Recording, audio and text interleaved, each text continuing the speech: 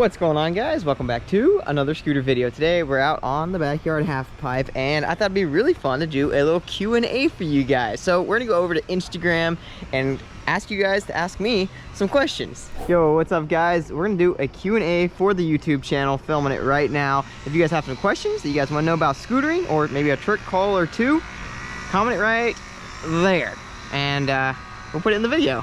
Thanks. All right, sick. We got it posted up now. It's up on Instagram. We'll let that chill for about 20 minutes. And while we're letting those questions and trick calls gather up, I'm gonna go ahead and get a little warm-up session in, and I'll let that intro roll, and then we'll dive into all the good stuff that you guys are asking.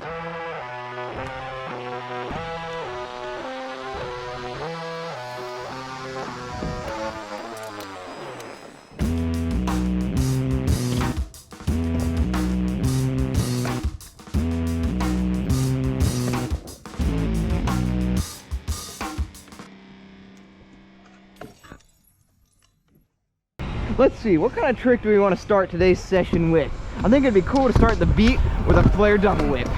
Oh snap, I can already tell this is going to be a great session.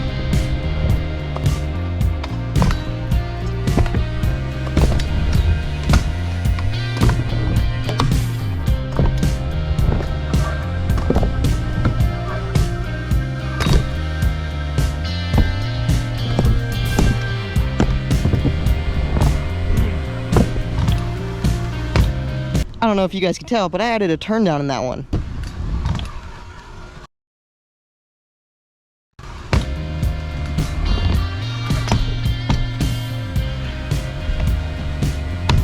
Holy smokes, I'm gassed after that one. I mean, you see how shiny that forehead is?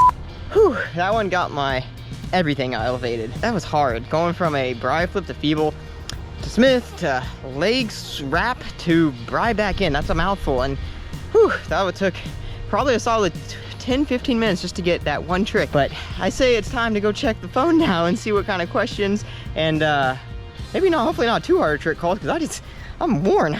All right, scrolling here on Instagram, the very first call on this Q&A / trick call is a double flare. So if you guys aren't familiar, we're on a little mini half pipe back here with a 5-foot extension without a resi, just saying. But I think it's proper to get this done for Mr. Soy, so that's what we're gonna do.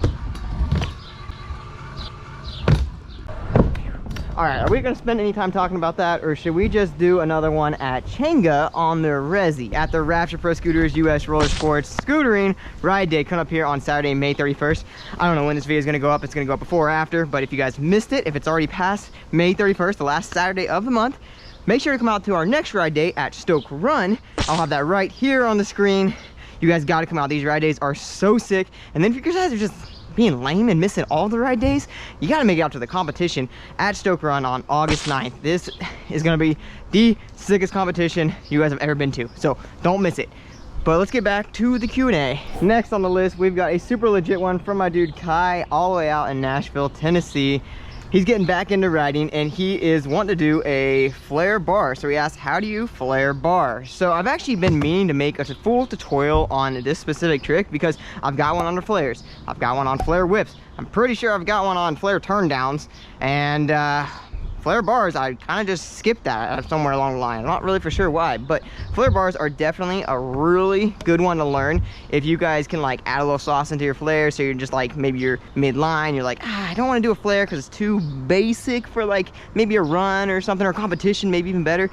You can chuck the bar in there, and you can maintain your speed essentially the same amount. First things first, I'm obviously going to recommend that you guys know how to flare like really consistently. If you guys got your flares dialed in, it's kind of a no-brainer, but I should mention it.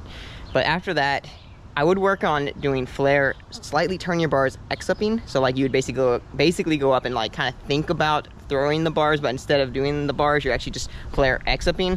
It's essentially the same thing, but the only real difference is that you're undoing the X-up instead of like releasing the bar. You guys know how an X-up works. I don't need to explain that. But that's a really good step to learning flare bars, because if you guys can do a flare, twist your bars, you will have, well, I would say no problem, but you're gonna have less of a problem actually taking your hands off to throw the actual bar. Here's a flare X up just so you guys see how similar the actual like motion is. The The cool thing about the Flare X Up is it allows you to stay tight and held onto your scooter the whole time. So like you kind of can keep tucked and curled the entire time while doing it, whereas opposed to doing the bar spin, you kind of have like a little gap in there where you actually aren't fully compressed and like rotating like maximum. So get comfortable with doing the X Up, and then when you're ready, chuck that bar spin in there. One more quick thing that's going to be key when doing flare bar spins is actually pulling the scooter up to your feet.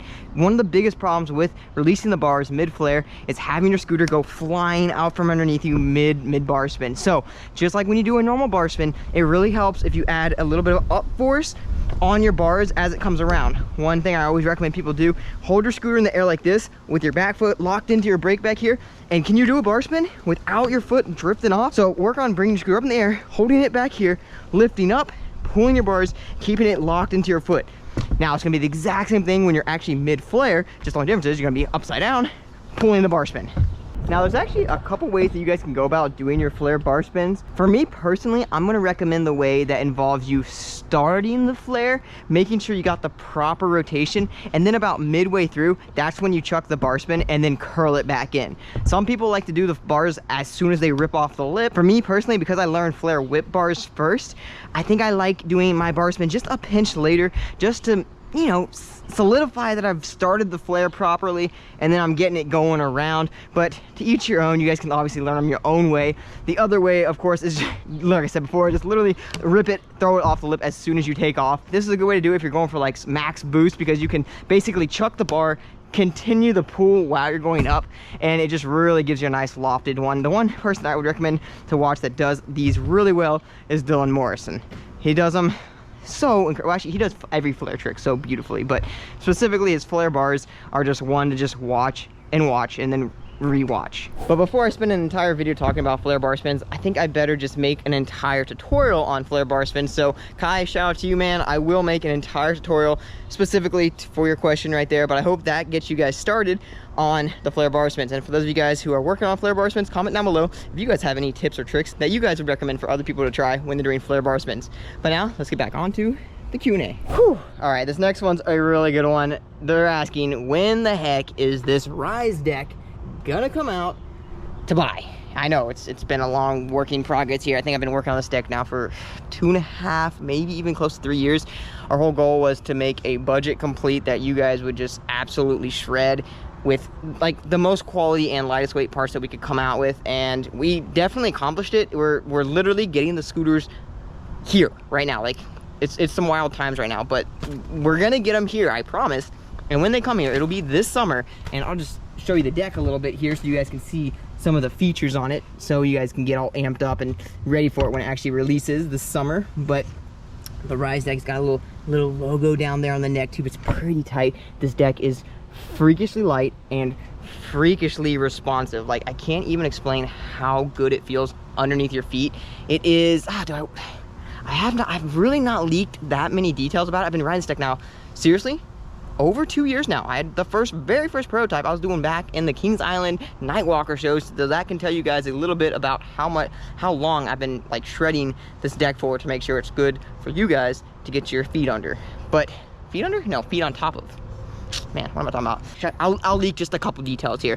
For starters, it's got more nose blunt space. You saw earlier when I did a nose blunt, you can really lock in the nose blunt, but you guys know we're not sacrificing foot space. We've still maximized the foot space, so your feet have so much space on here while still being able to whip like a proper 19.5 deck. It's really the best of both worlds. We've got cutouts strategically placed to lighten the deck without actually weakening the deck.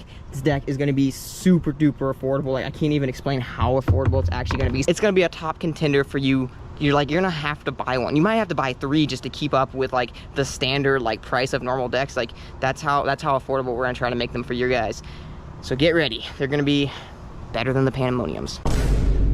I said it here. I said it. I shouldn't have said that, but I said it. Oh my gosh, it's already been like 2 minutes talking about this deck now. I gotta move on, but real quick before we do that, I think I mentioned this before. This is actually gonna be coming on a complete. So this Rise deck right here, if you guys are trying to cop it, we will have it sold individually, but it will also be coming on the Rise Complete, which is going to be the lightest complete on the market, and we're trying to make it the most affordable price point we can. It's got stupid light wheels, super light fork, and I won't give any details on the bars because they are super special. They've got some special things about them that are gonna make them one of the lightest bars on the market. Okay, that's enough rambling now. I think I'm going on 3 minutes. Yep, that's right. To the next question. Next question is, when did you land your first toe up and how long did it take to land it? That's a good one. I get asked that one actually a lot, especially on my how to toe up tutorial. If you guys have not seen that video, that is a really good one. It's got like over 500,000 views, probably like my most watched video on YouTube. It actually might be one of the best how to toe up tutorials on YouTube. Self-proclaimed, not trying to brag. No, I'm just kidding. I'm sorry, guys. I don't know where I'm going with that. It's a good tutorial though. If you guys do want to see it, it has a lot of details in it from like A to Z on how to tail whip. I do talk about my journey of tail whipping a little bit in it, but I'll go ahead and dive into it a little bit more right here. I was probably about, I want to say like 12. Okay, no, actually, I'm going to backtrack even a little bit more.